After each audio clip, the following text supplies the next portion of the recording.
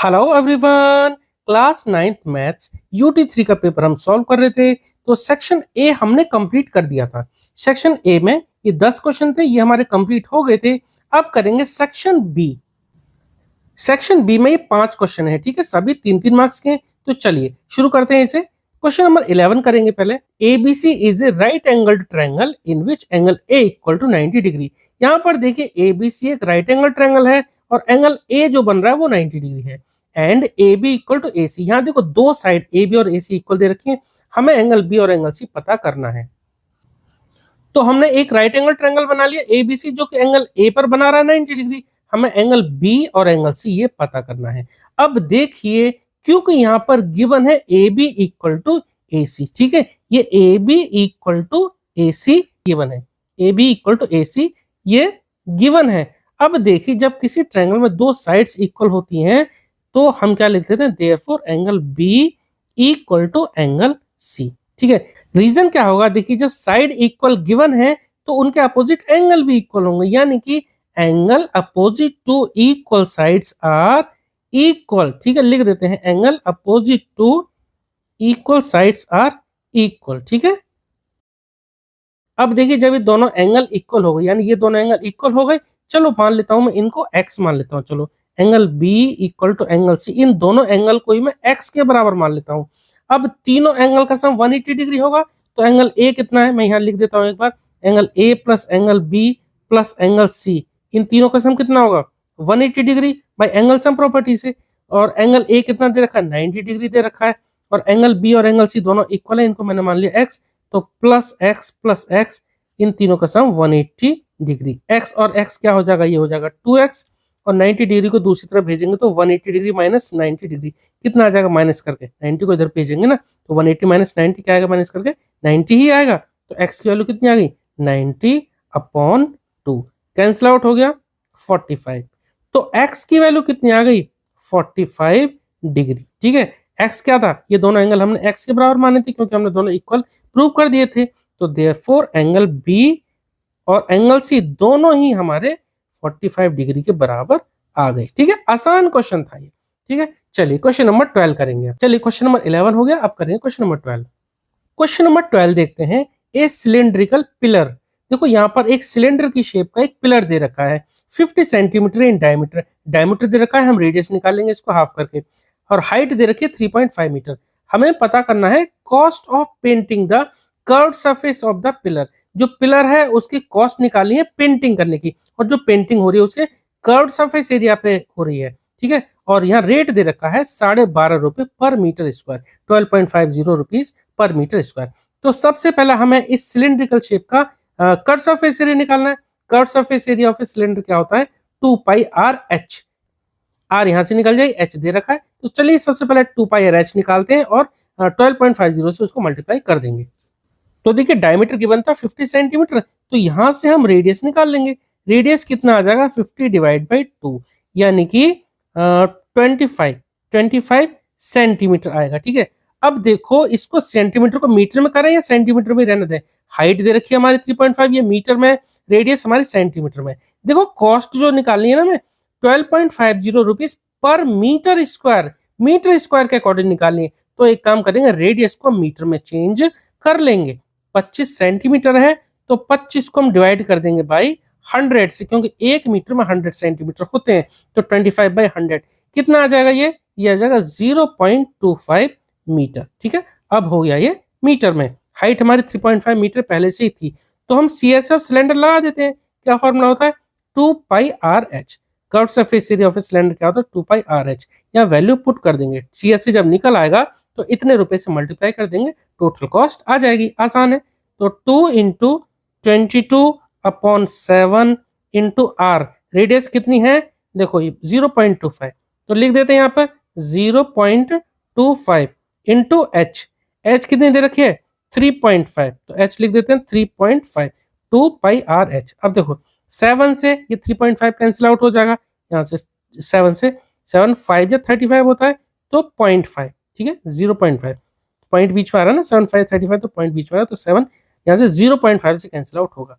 अब इन सबको ऊपर जितने इन सबको मल्टीप्लाई कर देते हैं, कितना आएगा, तो इनको मल्टीप्लाई करके आएगा सभी को 5.5, 5.5 और यूनिट क्या आ जाएगी, मीटर स्क्वायर। ठीक है, अब CSA तो आ गया हमारे पास, अब हमें निकालना है टोटल कॉस्ट।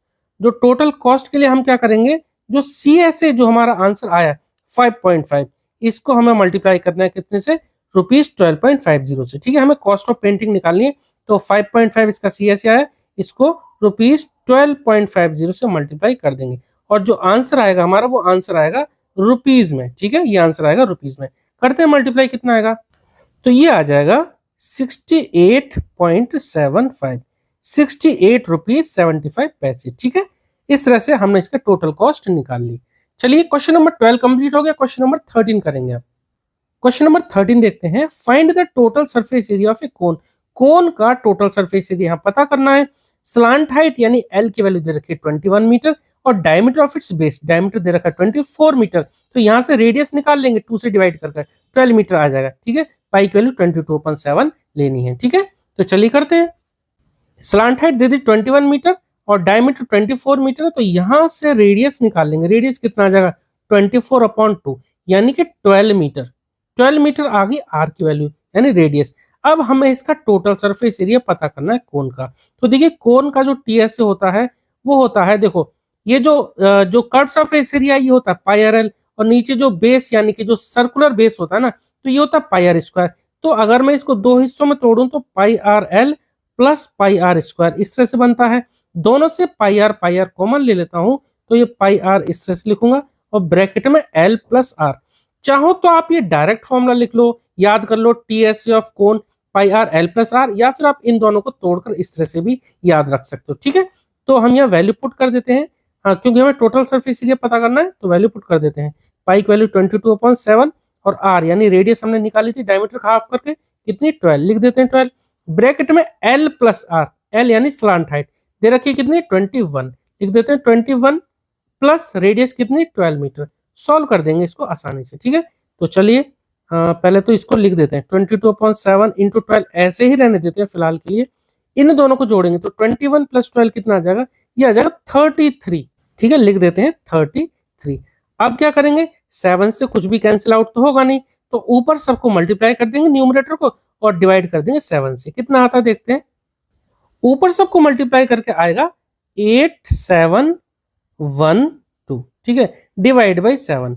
चाहो तो आप इतना छोड़ दो, इतना नहीं, इसको पॉइंट में निकाल लेते हैं, डेसिमल में निकाल लो, या फिर इसको मिक्स्ड फ्रैक्शन में निकाल लेते हैं। इसको डेसिमल में निकाल लेते हैं, ये आ जाएगा 1244.57 अप्रोक्स। ठीक है, इतना आ जाएगा, और यूनिट इसकी क्या होगी, मीटर स्क्वायर में। ठीक है, क्योंकि स्लांट हाइट और रेडियस दोनों मीटर में थी, तो इसका जो टोटल सरफेस एरिया वो भी हमारा मीटर स्क्वायर में आ गया। ठीक है, तो चलिए क्वेश्चन नंबर 13 कंप्लीट हो गया, क्वेश्चन नंबर 14 करेंगे आप। क्वेश्चन नंबर 14 देखते हैं, यहाँ पर एक आइसोसेलेस ट्रायंगल दे रखा है जिसका पेरीमीटर है 30 सेंटीमीटर। आपको पता ही होगा कि आइसोसेलेस ट्रायंगल की दो साइड्स इक्वल होती हैं, और यहाँ पर जो इक्वल साइड्स है वो गिवन है 12 सेंटीमीटर के बराबर। तीसरी साइड हमें यहाँ पर पता नहीं है, हमें पता करना है एरिया ऑफ ट्रायंगल। यहाँ पे एरिया निकालना है इस ट्रायंगल का, यानी कि इस आइसोसेलेस ट्रायंगल का एरिया पता करना है। ठीक है, तो चलिए देखो यहाँ पर हमने एक आइसोसेलेस ट्रायंगल बना लिया, जो दोनों साइड इक्वल है वो 12 यहाँ दे रखी है। यहाँ पर तीसरी साइड हमें पता नहीं है, इसको हमने मान लिया कितना x। अब देखिए यहाँ जो इसका पेरीमीटर है, यहाँ पेरीमीटर दे रखा है 30 सेंटीमीटर, तो पेरीमीटर का मतलब होता है सम ऑफ ऑल साइड्स, यानी 12 प्लस 12 प्लस x कितना होगा 30 के बराबर। तो हम यहाँ लिख सकते हैं 12 प्लस 12 प्लस x, इन तीनों साइड का सम कितना 30 के बराबर। इन दोनों को जोड़ देते हैं, ये आ जाएगा 24। 24 को इधर पहुंचाएंगे राइट साइड में, तो 30 माइनस 24, x की वैल्यू कितनी आ जाएगी, 30 में से 24 को घटा देंगे तो आ जाएगी x की वैल्यू 6। ठीक है, सेंटीमीटर, क्योंकि हमारी सब जो इक्वल साइड दे रखे हैं वो 12 सेंटीमीटर है, तो x इक्वल टू कितना आ गया 6 सेंटीमीटर। तो अब यहाँ से हमें तीनों साइड पता पड़ गई, ये दोनों साइड 12 सेंटीमीटर दे रखी थी, तीसरी आ गई कितनी 6 सेंटीमीटर। अब हमें आसानी से इस ट्रायंगल का एरिया निकाल सकते हैं, एरिया पूछा है ना। तो सबसे पहले हम हीरोन फॉर्मूला लगाने के लिए सबसे पहले हम s निकालते हैं। तो s क्या होता है, इन तीनों साइड का सम, यानी 12 प्लस 12 प्लस तीसरी साइड है हमारी 6, इन तीनों का सम डिवाइड बाई 2। ठीक है, कितना आ जाएगा, देखिए पहले से पेरीमीटर ही है, तीनों साइड का सम यानी पेरीमीटर दे रखा था 30, तो 30/2 यानी s की वैल्यू कितनी आ गई 15 आ गई। अब s आ गई 15 हमारे पास। अब यहाँ से एरिया का फॉर्मूला हम लगा सकते हैं। एरिया का फॉर्मूला होता है हीरोन्स फॉर्मूला के अकॉर्डिंग रूट में एस, एस माइनस ए, एस माइनस बी और रूट में सॉरी एस माइनस सी अगले ब्रैकेट में, ठीक है।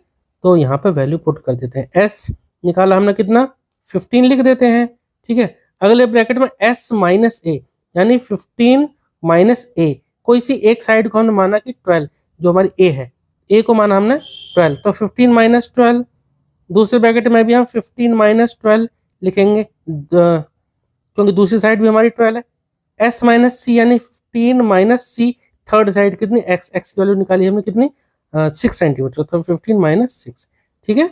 सॉल्व कर देंगे इसको, तो देखो 15 है, इसको हमने ऐसे ही रहने दिया। 15 में से 12 को घटाएंगे तो आएगा हमारा 3, ठीक है। मल्टीप्लाई में इनके बीच में कोई साइन नहीं तो मल्टीप्लाई, 15 में से 12 3 बचे, 15 में से 12 फिर से 3 बचे, इंटू 15 में से 6, ये बचते हैं हमारे पास 9, ठीक है। अब हम इसको आसानी से सॉल्व कर लेंगे। आसानी से कैसे सॉल्व कर लेंगे, हमें यहाँ पे पेयर बनाने हैं, पेयर बन जाएंगे तो हम आसानी से रूट को सॉल्व कर देंगे। 15 क्या होता है 5 इंटू 3 होता है 15, तो हम यहाँ लिख सकते हैं 5 इंटू 3, और ये 2 3 पहले से थे, इनको हमने ऐसे ही लिख दिया, और 9 9 को हम इस तरह से लिख सकते हैं 3 इंटू 3।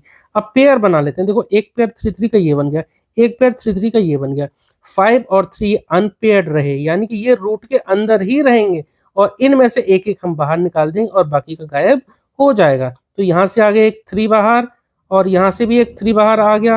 रूट के अंदर क्या बचा, ये 5 और 3, क्योंकि इनके पेयर नहीं बने, तो 5 3 या 15 हम मल्टीप्लाई करके लिख देंगे। कितना आ गया 3 3 या 9, यानी 9 रूट 15, 9 रूट 15 इसका एरिया आ गया। और यूनिट क्या होगी, क्योंकि एरिया है तो स्क्वायर में लगेगी इसकी यूनिट, तो हमारी जो सेंटीमीटर में साइड थी तो इसका एरिया आ गया 9 रूट 15 सेंटीमीटर स्क्वायर, या आप स्क्वायर सेंटीमीटर भी लिख सकते हैं, ठीक है। तो इस तरह से क्वेश्चन नंबर 14 कंप्लीट हो गया, इसमें एरिया ही निकालना था ना। चलिए अब आगे करेंगे क्वेश्चन नंबर 15।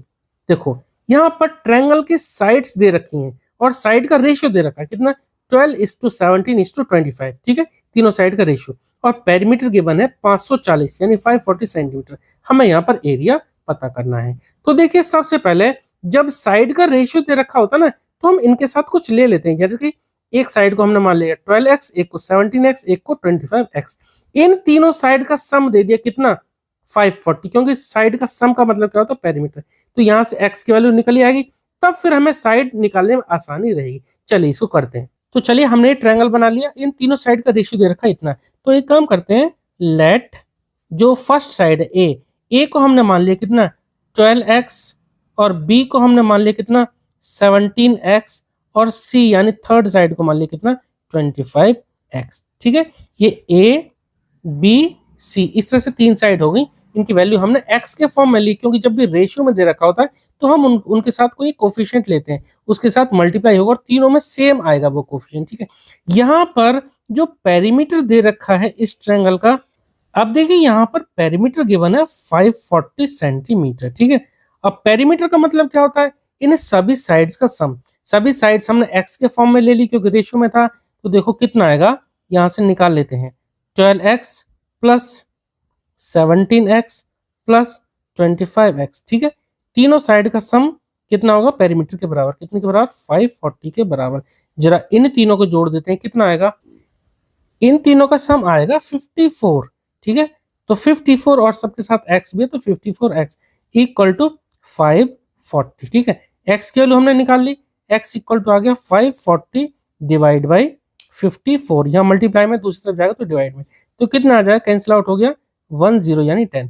अब देखो x की वैल्यू आ गई हमारे पास कितनी 10, x का मतलब क्या था, एक ऐसा नंबर जो इन तीनों में सब में मल्टीप्लाई था, क्योंकि रेशियो में थे ना, तो यहाँ से हम तीनों साइड की वैल्यू निकाल लेंगे, कितनी आ गई, देयरफॉर a यानी जो फर्स्ट साइड थी कितनी 12x थी ना, 12x यानी कि 12 इंटू 10 कितना आ गया 120, b यानी सेकंड साइड थी कितनी 17x यानी 17 इंटू 10 कितना आ गया 170 यानी 170, थर्ड साइड c कितनी थी 25x थी, तो x यानी कि 25 को x से मल्टीप्लाई करेंगे 10 से यानी कि 250, तीनों साइड हमारे पास आ गई ए बी सी, ठीक है। अब हमें इसका एरिया पता करना था, तो एरिया निकालने के लिए हम क्या करेंगे, तो हमें यहाँ एरिया पता करना था, ठीक है। Area equal to question mark लगा देता हूँ, तो सबसे पहले एस निकाल लेते हैं।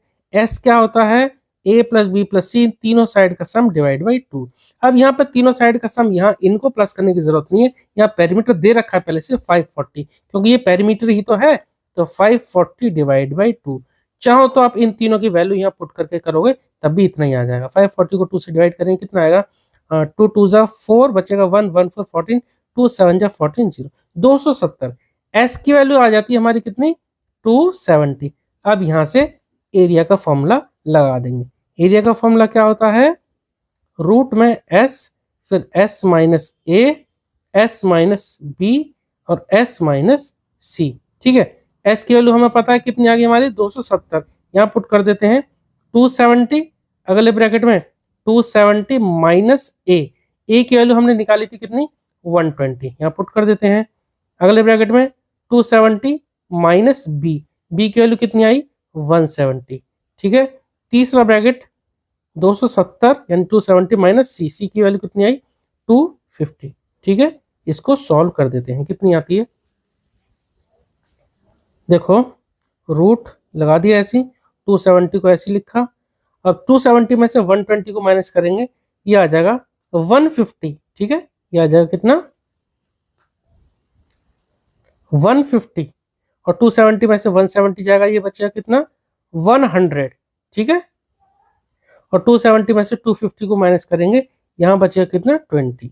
ठीक है, अब हमें यहाँ पर इस तरह से पेयर बनाने हैं कि रूट को आसानी से सॉल्व कर दें। अब देखो यहाँ से रूट की वैल्यू निकालनी है, तो एक तरीका तो ये है कि इन सबको मल्टीप्लाई करो, प्राइम फैक्टराइजेशन कर लो और यहाँ से स्क्वायर रूट निकालो। दूसरा तरीका है ये कि हम इसको सिंप्लीफाई करके पेयर बना लें।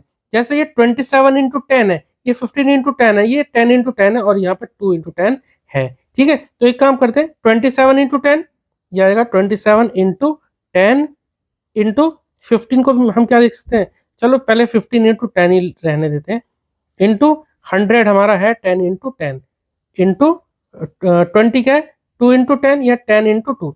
पहले हम जो 10 के पेयर बनने हैं वो बाहर निकाल लेते हैं, बाकी फिर जो बचेंगे उनको भी सिंप्लीफाई कर लेंगे। 10 का पेयर यहाँ बन गया, 10 का पेयर यहाँ बन गया, एक 10 रह गया, चलो इसको बाद में देखेंगे। तो ये जो 10 आ गया ना, 10 इंटू 10, ये 10 हमारा आ गया बाहर। ठीक है, ये 10 हमने लिख लिया बाहर, ये जो पेयर बने इससे भी हमने एक 10 बाहर निकाल लिया। क्या बचता है, देखो 27 को हम और सिंप्लीफाई कर लेते हैं, यानी और प्राइम नंबर भी लिख लेते हैं, 3 इंटू 3 इंटू 3। ठीक है, 3 3 9 9 3 27। देखिए आसान है, ये टफ नहीं है। जब आप इसकी प्रैक्टिस करोगे ना तो बहुत आसानी से आप इसको ऐसे ही कैलकुलेट कर लेंगे मेंटली। 15 को क्या लिख सकते हैं, 3 इंटू 5। ठीक है, 27 को हमने 3 बार लिख दिया, 15 को हमने 3 इंटू 5, और ये 10 का तो काम खत्म। ये वाला 10 बचा, इसको हम क्या लिख देंगे, 5 इंटू 2। ठीक है, और ये 2 है हमारा यहाँ पर, ऐसे ही रहने दिया। ठीक है, अब देखो 3 का एक पेयर ये बन गया, 3 का ये पेयर बन गया, 5 का पेयर बन गया, और 2 का कुछ भी नहीं बचा ना। देखो बहुत आसानी से सॉल्व कर लेंगे। देखो जो 10 10 या 100 वो तो हमने बाहर ऐसे ही लिख दिया। अब जो बचा, यानी 3 से हमने एक 3 ये बाहर निकाला, इस पेयर से हमने एक 3 ये बाहर निकाला, यहाँ से 5 से एक 5 बाहर निकाला, और ये 2 से हमने 2 बाहर निकाला। अंदर कुछ भी अनपेयर्ड नहीं बचा, तो रूट के अंदर कुछ भी नहीं लिखने की जरूरत। अब हम सिंपल इसको मल्टीप्लाई कर देंगे, आंसर आ जाएगा। देखो 3 3 जा 9, 9 5 जा 45, 45 2 जा 90, और 90 को 100 से करेंगे तो 90 हमने ऐसे ही लिख दिया, और 100 में 2 जीरो, तो 2 जीरो यहाँ पर लगा दिए। क्या आ गया, 9000। और यूनिट हमारी थी सब सेंटीमीटर में, तो सेंटीमीटर स्क्वायर आंसर आ जाएगा। ठीक है, तो इस तरह से ये पेपर जो यूनिट 3 का पेपर था ये हमारा कंप्लीट हुआ। अगर आपको इसमें किसी भी क्वेश्चन में कोई डाउट रहता तो प्लीज आप कमेंट सेक्शन में जरूर पूछना। चलिए मिलते हैं नेक्स्ट वीडियो में। Okay, thank you.